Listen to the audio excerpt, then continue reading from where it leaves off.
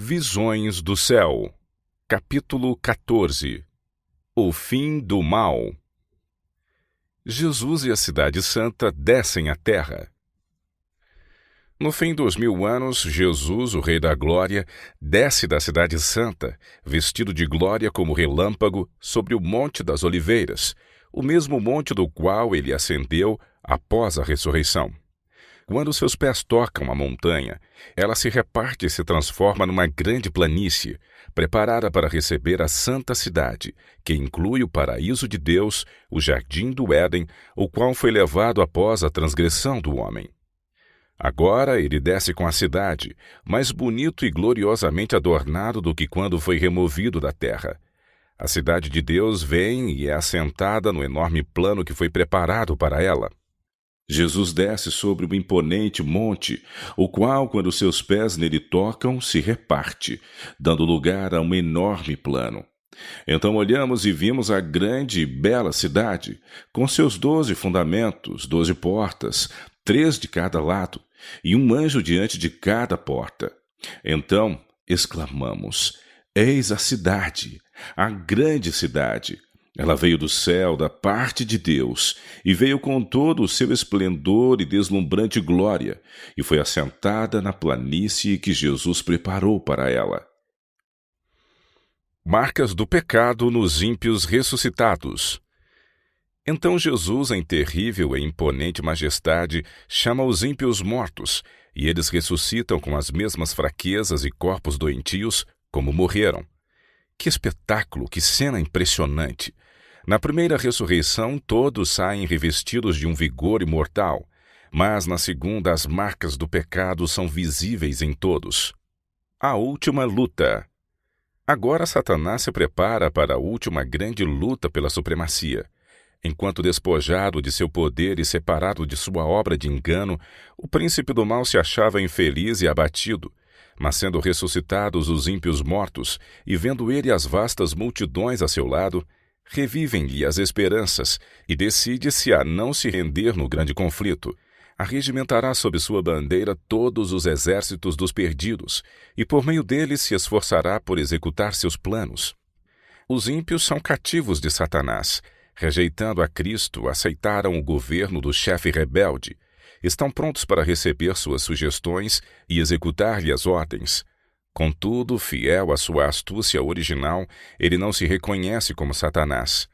Pretende ser o príncipe que é o legítimo dono do mundo e cuja herança foi dele ilicitamente extorquida.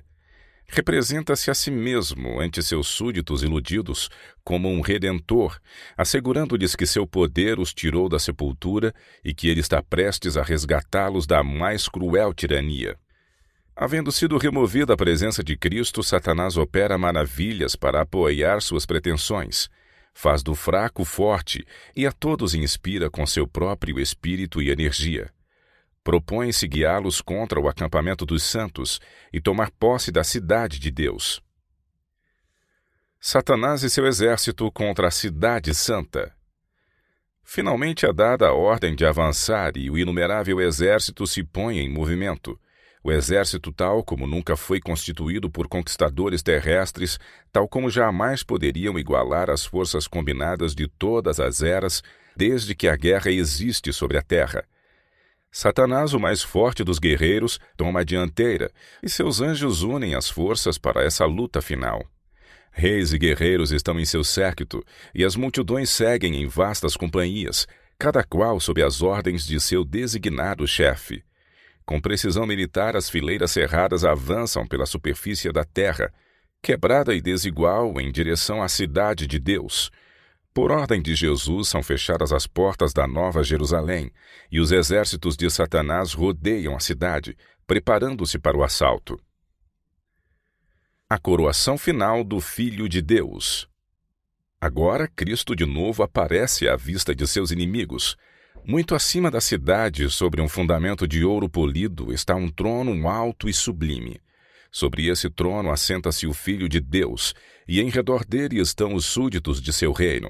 O poder e majestade de Cristo nenhuma língua os pode descrever, nem pena alguma retratar. A glória do Pai eterno envolve seu Filho.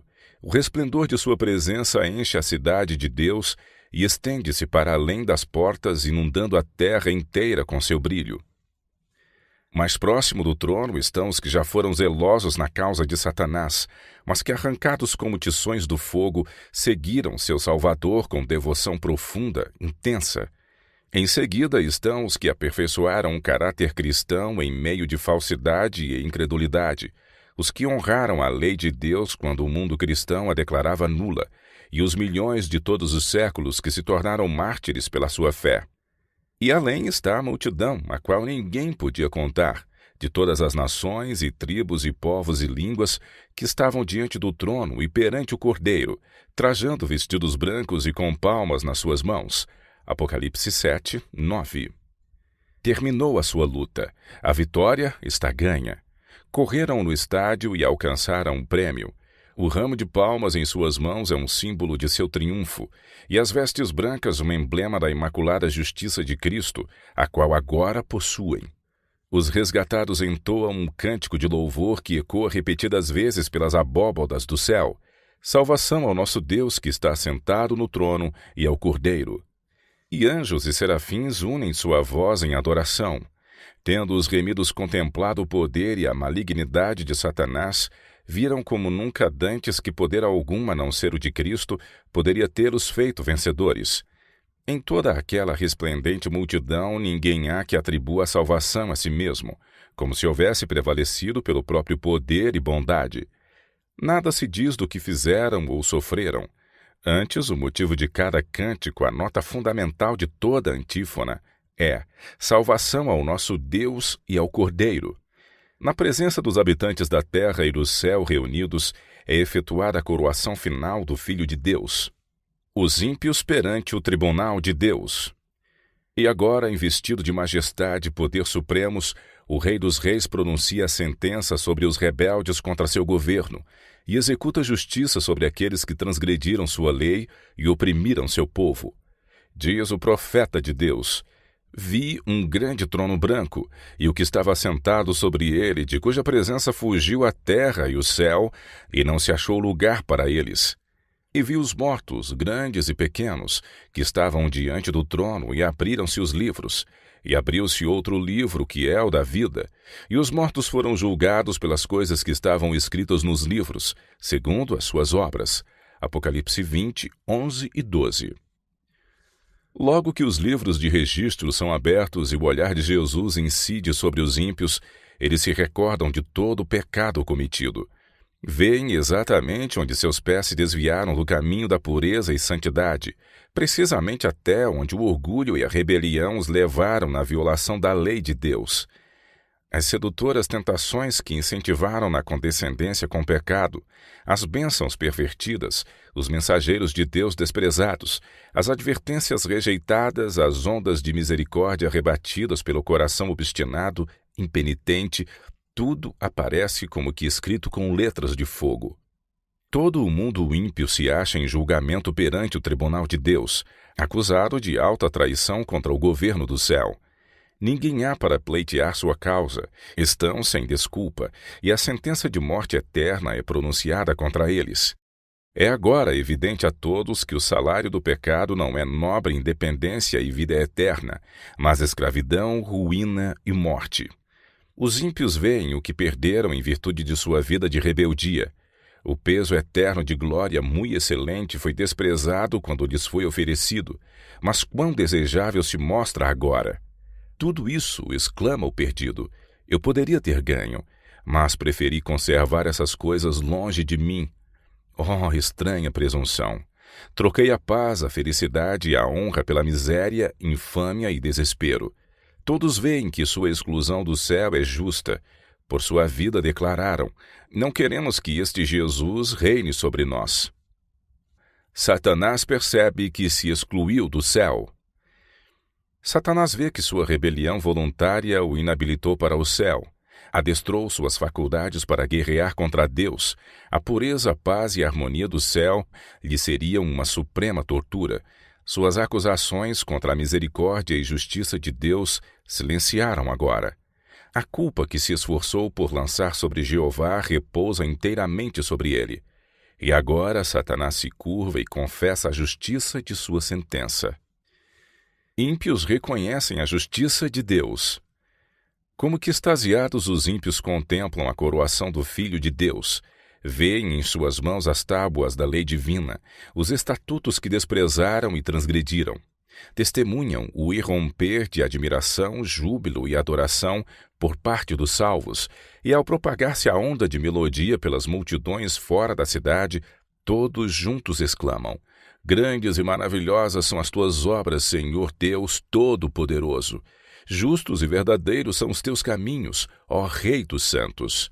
Apocalipse 15, 3. E prostrando-se adoram o Príncipe da Vida. Deus é vindicado perante o universo. Todas as questões sobre a verdade e o erro no prolongado conflito foram agora esclarecidas. Os resultados da rebelião, os frutos de se porem de parte os estatutos divinos, foram patenteados à vista de todos os seres criados. Os resultados do governo de Satanás, em contraste com o de Deus, foram apresentados a todo o universo. As próprias obras de Satanás o condenaram. A sabedoria de Deus, sua justiça e bondade acham-se plenamente reivindicadas. Vê-se que toda a sua ação no grande conflito foi orientada com respeito ao bem eterno de seu povo e ao bem de todos os mundos que criou. Todas as tuas obras te louvarão, ó Senhor, os teus santos te bendirão. Salmos 145, 10. A história do pecado permanecerá por toda a eternidade como testemunha de que a existência da lei de Deus se acha ligada à felicidade de todos os seres por ele criados. À vista de todos os fatos do grande conflito, o universo inteiro, tanto os que são fiéis como os rebeldes, de comum acordo declara: Justos e verdadeiros são os teus caminhos, ó Rei dos Santos. Apocalipse 15, 3. Ímpios se voltam contra Satanás. Apesar de ter sido Satanás constrangido a reconhecer a justiça de Deus e a curvar-se à supremacia de Cristo, seu caráter permanece sem mudança. O espírito de rebelião, qual poderosa torrente, explode de novo. Cheio de delírio, decide-se a não capitular no grande conflito. É chegado o tempo para a última e desesperada luta contra o Rei do Céu. Arremessa-se para o meio de seus súditos e esforça-se por inspirá-los com sua fúria, incitando-os a uma batalha imediata. Mas, dentre todos os incontáveis milhões que seduziu a rebelião, ninguém há agora que lhe reconheça a supremacia. Seu poder chegou ao fim. Os ímpios estão cheios do mesmo ódio a Deus, o qual inspira Satanás, mas veem que seu caso é sem esperança, que não podem prevalecer contra Jeová. Sua ira se acende contra Satanás e os que foram seus agentes no engano. Com furor de demônios voltam-se contra eles, e segue-se aí uma cena de conflito universal. Terminada a obra de Satanás. Os ímpios recebem sua recompensa na terra. Provérbios 11, 31. Serão como a palha, e o dia que está para vir os abrasará, diz o Senhor dos Exércitos. Malaquias 4, 1. Alguns são destruídos em um momento, enquanto outros sofrem muitos dias. Todos são punidos segundo as suas ações. Tendo sido os pecados dos justos transferidos para Satanás, ele tem de sofrer não somente pela sua própria rebelião, mas por todos os pecados que fez o povo de Deus cometer. Seu castigo deve ser muito maior do que o daqueles a quem enganou. Depois que perecerem os que pelos seus enganos caíram, deve ele ainda viver e sofrer. Nas chamas purificadoras, os ímpios são finalmente destruídos, raiz e ramos. Satanás a raiz, seus seguidores os ramos. A penalidade completa da lei foi aplicada, satisfeitas as exigências da justiça, e o céu e a terra, contemplando-o, declaram a justiça de Jeová. Está para sempre terminada a obra de ruína de Satanás. Durante 6.000 anos efetuou a sua vontade, enchendo a terra de miséria e causando pesar por todo o universo. A criação inteira tem igualmente gemido e estado em dores de parto. Agora as criaturas de Deus estão para sempre livres de sua presença e tentações. Já descansa, já está sossegada toda a terra, exclamam os justos com júbilo. Isaías 14, 7. E uma aclamação de louvor e triunfo sobe de todo o universo fiel. a voz de uma grande multidão, como a voz de muitas águas, e a voz de fortes trovões é ouvida dizendo: Aleluia! Pois o Senhor Deus Onipotente reina. Apocalipse 19, 6. Por misericórdia. É em misericórdia para com o universo que Deus finalmente destruirá os que rejeitam a sua graça. O salário do pecado é a morte, mas o dom gratuito de Deus é a vida eterna por Cristo Jesus, nosso Senhor. Romanos 6, 23. Ao passo que a vida é a herança dos justos, a morte é a porção dos ímpios. Moisés declarou a Israel: Hoje te tenho proposto a vida e o bem, a morte e o mal. Deuteronômio 30:15. A morte a que se faz referência nestas passagens não é a que foi pronunciada sobre Adão, pois a humanidade toda sofre a pena de sua transgressão. É a segunda morte que se põe em contraste com a vida eterna. Assim se porá termo ao pecado, juntamente com toda a desgraça e ruína que dele resultaram. Diz o salmista: Destruíste os ímpios, apagaste o seu nome para sempre e eternamente, ó inimigo, consumaram-se as assolações. Salmos 9, 5 e 6. João, no Apocalipse, olhando para a futura condição eterna, ouve uma antífona universal de louvor, imperturbada por qualquer nota de discórdia. Toda criatura no céu e na terra foi ouvida atribuindo glória a Deus. Apocalipse 5, 13. Não haverá então almas perdidas para blasfemarem de Deus, contorcendo-se em tormento interminável. Tampouco seres desditosos no inferno unirão seus gritos aos cânticos dos salvos. A terra purificada por fogo. Enquanto a terra está envolta nos fogos da vingança de Deus, os justos habitam em segurança na santa cidade. Sobre os que tiveram parte na primeira ressurreição, a segunda morte não tem poder. Apocalipse 20, verso 6. Ao mesmo tempo em que Deus é para os ímpios um fogo consumidor, é para o seu povo tanto o sol como o escudo. Salmos 84, 11. Vi um novo céu e uma nova terra, porque já o primeiro céu e a primeira terra passaram. Apocalipse 21, verso 1. O fogo que consome os ímpios purifica a terra. Todo vestígio de maldição é removido. Nenhum inferno a arder eternamente conservará perante os resgatados as terríveis consequências do pecado. Uma marca do pecado permanece. Apenas uma lembrança permanece. Nosso Redentor sempre levará os sinais de sua crucifixão. Em sua fronte ferida, em seu lado, em suas mãos e pés, estão os únicos vestígios da obra cruel que o pecado efetuou. Diz o profeta: Contemplando Cristo em sua glória, raios brilhantes saíam de sua mão, e ali estava o esconderijo da sua força. Abacuque 3, 4. Suas mãos, seu lado ferido, donde fluiu a corrente carmesim, que reconciliou o homem com Deus, ali está a glória do Salvador, ali está o esconderijo da sua força. Poderoso para salvar mediante o sacrifício da redenção, foi ele, portanto, forte para executar justiça sobre aqueles que desprezaram a misericórdia de Deus. E os sinais de sua humilhação são a sua mais elevada honra. Através da eternidade, os ferimentos do Calvário lhe proclamarão louvor e declararão seu poder.